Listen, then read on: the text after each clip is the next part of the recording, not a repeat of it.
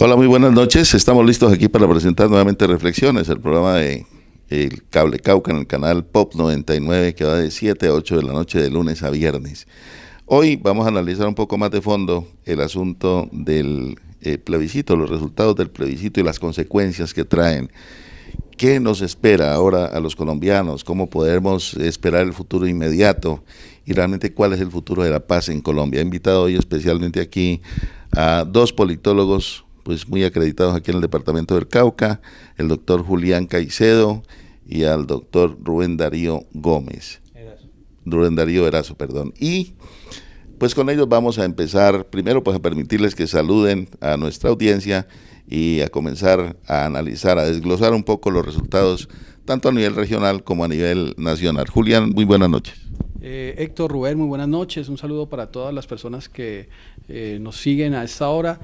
Pues digamos que ya miraremos en el proceso del análisis a profundidad, pero creo que hoy tenemos más dudas que certezas.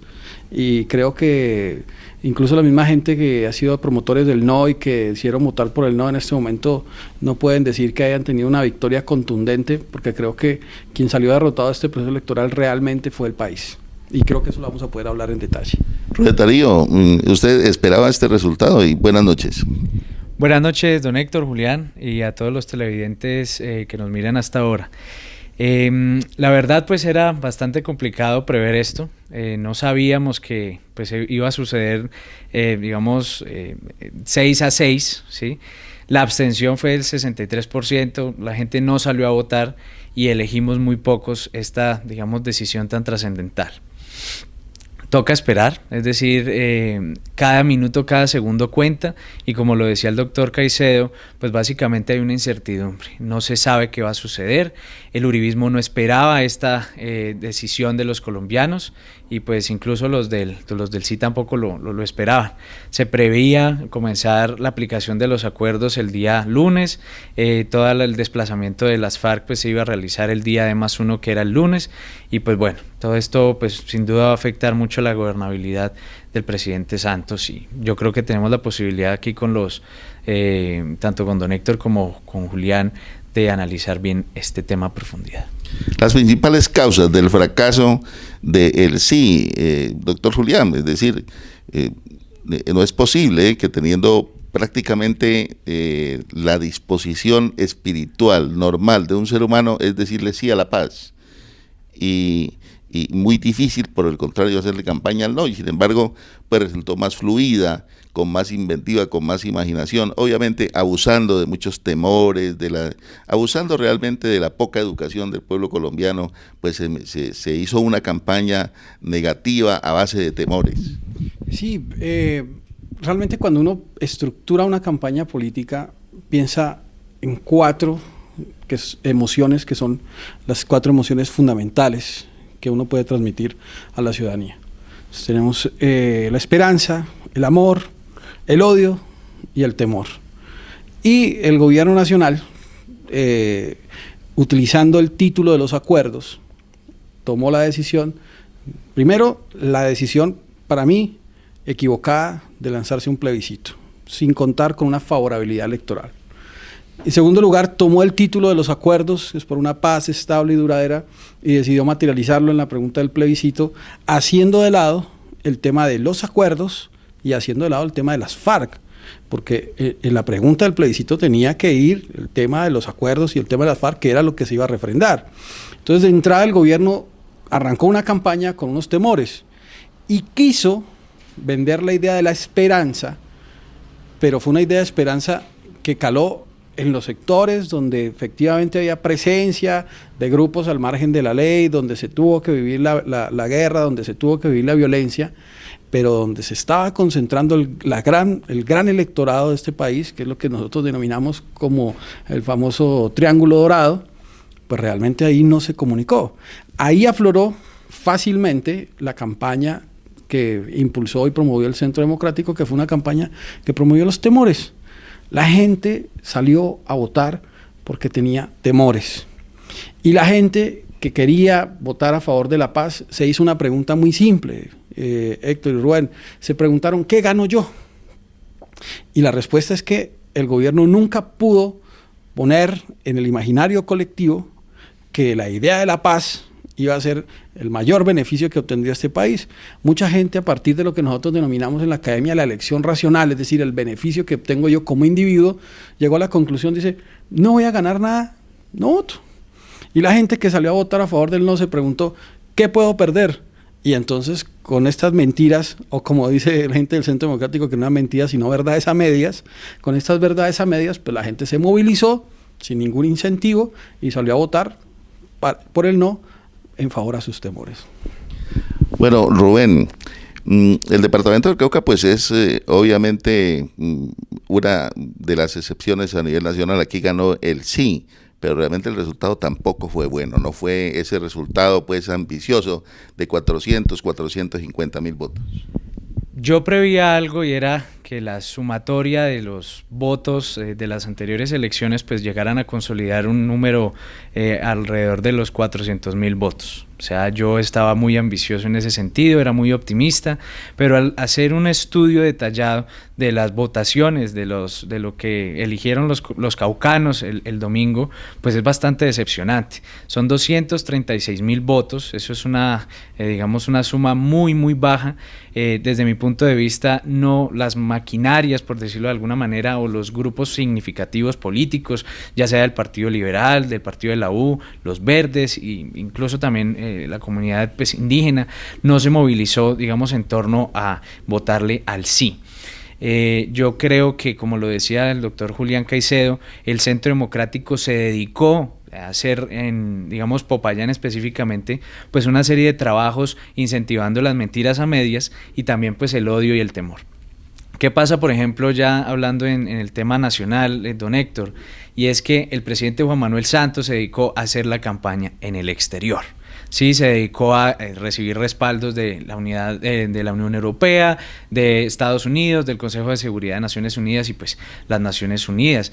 Y se dejaron los territorios pues sumamente desolados, ¿sí? Nunca llegaron acá los capacitadores, los que hicimos la campaña, digamos, de pedagogía para la paz nos quedamos cortos, no pudimos llegar a todos los territorios, se impidió, digamos, aquí en el Cauca, no pudimos, transitar a los 42 municipios y nunca se pudo desantificar la paz, que eso es algo fundamental que hay que decir aquí, don Héctor y Julián, que la paz no se desvinculó del presidente Santos, que es una figura pues bastante negativa en este momento y pues desde hace mucho tiempo lo sabíamos, el presidente no tiene una imagen negativa y concuerdo también con el doctor Caicedo y es que no se debió hacer un ejercicio plebiscitario.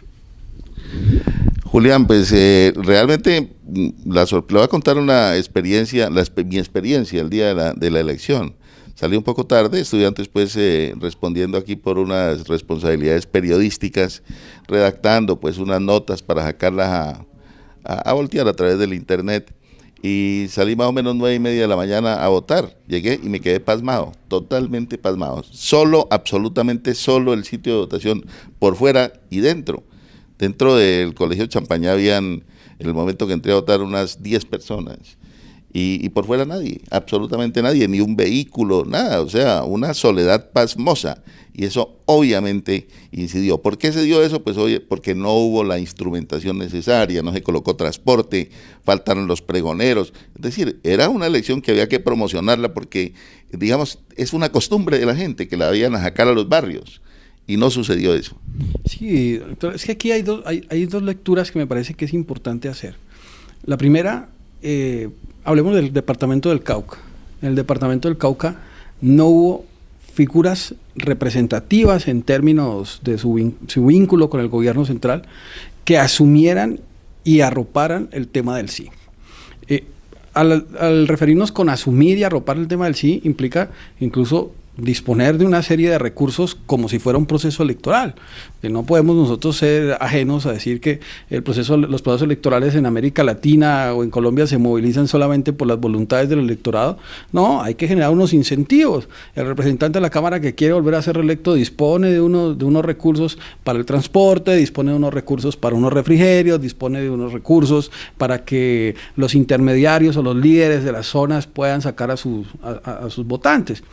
Acá no hubo tal. Y entonces viene la segunda lectura frente a eso. Muy pocos de los representantes políticos que tenemos en el departamento del Cauca, incluso muy pocos de los que aspiran a 2018, se pusieron la camiseta del sí. Los demás estuvieron hoy podríamos decir, entraron en la dinámica del vargasyerismo, es decir, ni sí, ni no. Si ganaba el sí, muy bien, porque soy el vicepresidente, el presidente que hizo la paz, y esa era la bandera, y si ganó el no, pues ahora el vargasyerismo está arropado con el no. Acá, salvo por ejemplo, la figura del exgobernador Temístocles Ortega, se vio muy activo y participativo el tema del sí, haciendo pedagogía en territorios. Carlos Julio Bonilla en el tema del norte estuvo muy activo y participativo. Luis Fernando Velasco de una u otra manera estuvo participando pero de ahí en fuera que nosotros podamos decir con contundencia, vea, es que esta persona, no, entonces creo que ahí hay también un tema de conveniencia política, porque muchos de los actores que no movilizaron el electorado el domingo anterior están pensando ya en el 2018. De alguna manera se puede decir o se puede llegar a pensar, Rubén, un ciudadano desprevenido, que ha sido intencional esta actitud de la clase política o es inintencional. Yo creo que más allá de eso, don Héctor, aquí los votantes se asustaron, les dio temor. Los políticos no supieron captar la lectura del electorado, no supieron qué querían, ¿sí? Se dejaron confundir, nunca llegaron allá y, como lo decía también el doctor Caicedo, pues básicamente no se pusieron la camiseta. El compromiso político de los líderes caucanos pues fue limitado, es decir, fueron muy pocos las personas que llegaron acá a empezar a hacer pedagogía, no hubo líderes, digamos, principales o específicos para realizar la pedagogía de paz en municipios del norte del Cauca especialmente. Si bien el doctor Carlos Julio Bonilla pues tiene una relevancia amplia, pues digamos que no fue digamos tan contundente la votación en el norte, pero yo creo que se pueden salvar tres políticos o candidatos o líderes aquí en el Cauca, que es el doctor Temístocles, el doctor Carlos Julio, y pues también hubo un compromiso de la gobernación.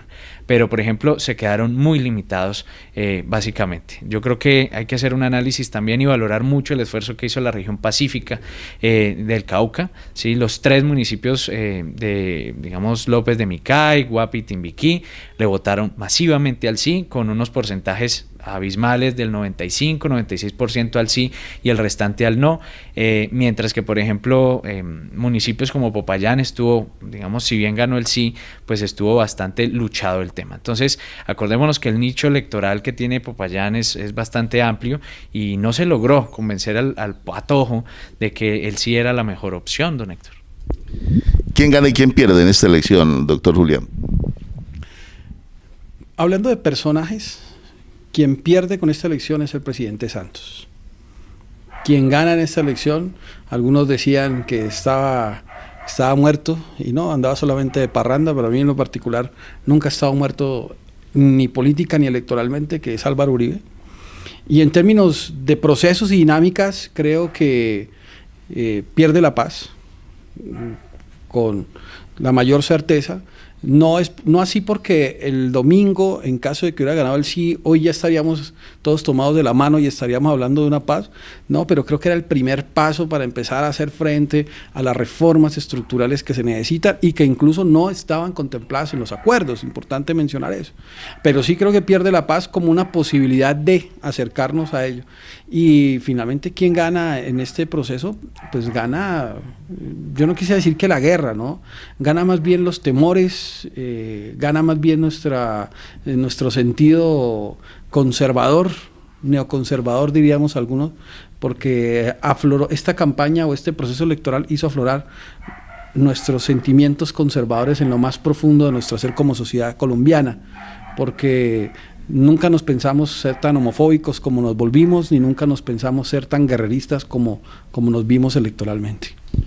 Bueno, toca decir también, antes de irnos a este corte de comerciales, pues realmente que en el departamento del Cauca tenía que pasar algunas cosas.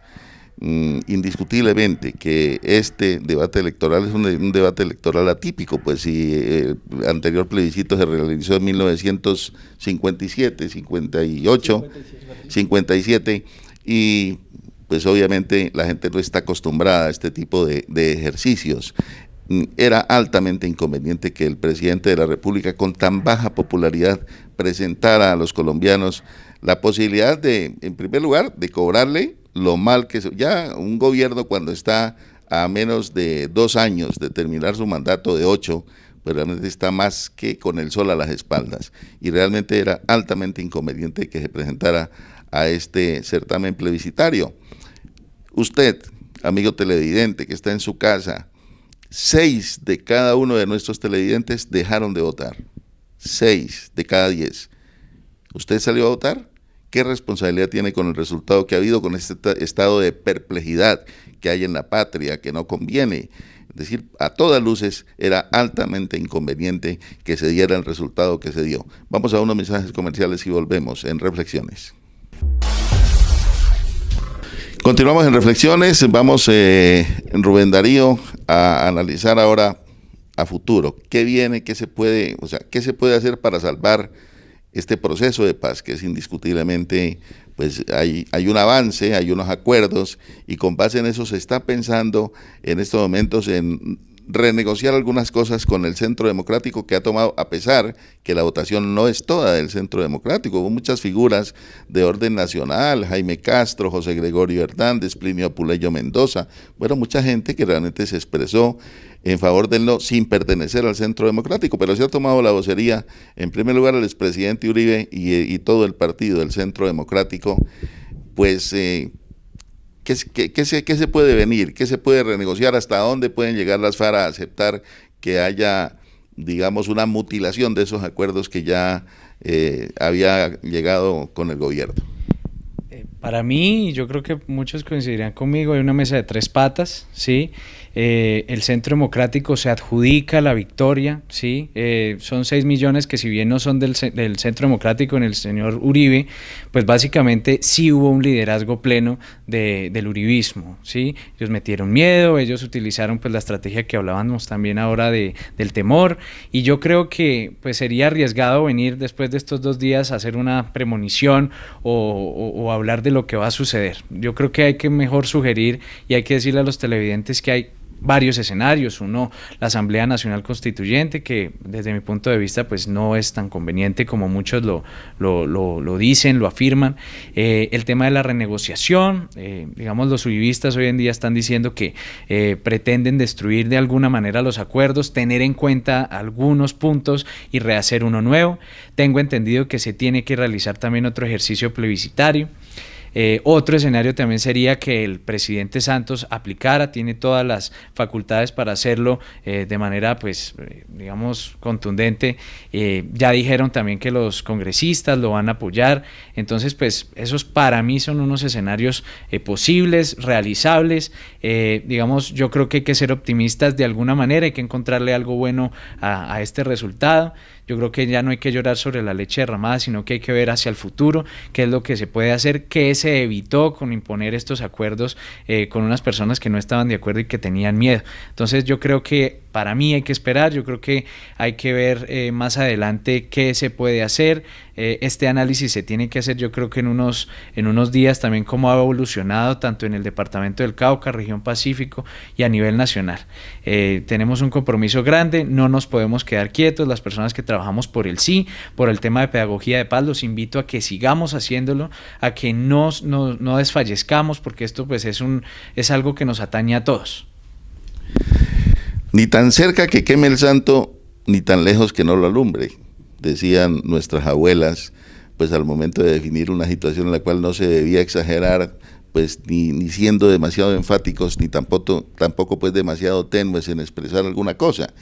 Y realmente esa frase, ese dicho popular, pues viene muy al caso ahorita que toca empezar a esta exploración por parte del gobierno, pues que tiene que hacer un acompañamiento de alguna manera. El Centro Democrático y las FARC incluso han dicho ya que van a ir a La Habana, los integrantes del Centro Democrático. ¿hasta dónde puede llegar? Es decir, ¿qué cosas de pronto son intocables para las FARC? Esa es una pregunta complicada, ¿no? Complicada por el tema del contexto. Y antes de mencionar eso, don Héctor Rubén, hay un tema que tiene que ver con la Asamblea Constituyente, que recuerdo en alguna reflexión de hace un par de años, el único punto de encuentro que en este momento existe entre las FARC y el Centro Democrático, que si bien o mal no son todos los votos de ellos, pero son los que se adjudican y pasaron a la caja a cobrar por esos votos, en el buen sentido de la palabra, es la Asamblea Constituyente. ¿Y por qué la Asamblea Constituyente? Y aquí es un tema, porque creo que no es de coincidencias o divergencias con los acuerdos. Para mí, y lo hemos sostenido en foros académicos y hemos encontrado voces que hacen eco de esto a nivel nacional, el problema con el uribismo y específicamente con el expresidente Uribe, hoy senador, es que él no es quien firma los acuerdos. Él no es el que está firmando la paz. Realmente no existe una posición sustantiva en el tema de, no, es el tema de la justicia transicional, o no, es el tema de la participación política, porque incluso son condiciones que han formado parte de todos los acuerdos de paz que ha tenido Colombia. ¿Sí? El único inconveniente es que no lo está firmando a él. Entonces, bajo esa premisa, está llevando el escenario de los diálogos a un punto donde puede obtenerse un beneficio.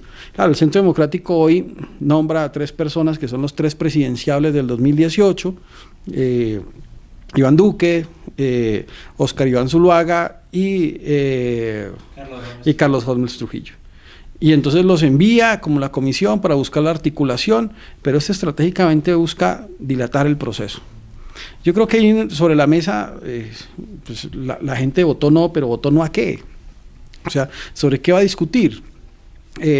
No está de acuerdo con la justicia transicional, no está de acuerdo con que el Estado apoye y les dé un apoyo económico a los reintegrados a la vida civil, no está de acuerdo con que las FARC entreguen X número de hectáreas para los campesinos. Es un no que para mí es peligroso porque es un cheque en blanco y eso le va a permitir al Centro Democrático discutir todos los puntos del acuerdo de La Habana y le va a permitir dilatar el proceso, para mí, hasta el 2018, porque esto va a terminar en un rédito electoral, que si las cosas toman el camino de la Asamblea Constituyente, podríamos estar hablando de la figura de Álvaro Uribe presentándose nuevamente a la presidencia, obviamente después de una Asamblea Constituyente que introduzca el tema de la reelección indefinida. Hablaba el doctor Julián Caicedo Rubén de la posibilidad de que esto se vaya más allá de la terminación de este gobierno, que es, digamos, la pretensión de Uribe, al menos eso es lo que pensamos, digamos, la mayor parte de los analistas en este país. Pero pues tampoco está jugando al otro lado, tiene como contrincante también a un jugador de póker, pues supremamente hábil y que sabe que él, pues obviamente ha hecho todo este esfuerzo y quiere firmar, rubricar definitivamente la paz. ¿Será que el presidente se anima a hacer uso de su facultad constitucional en un momento determinado, en 3, 4, 5 meses y decir vamos a implementar estos acuerdos y vamos a sacar adelante este proceso de paz con lo que haya acordado ya, digamos, el Centro Democrático y las FARC? Yo diría que es prematuro, digamos, hacer cábalas, pero yo siempre estoy como, digamos, siempre que me preguntan qué es lo que sucede, para mí es el Brexit colombiano.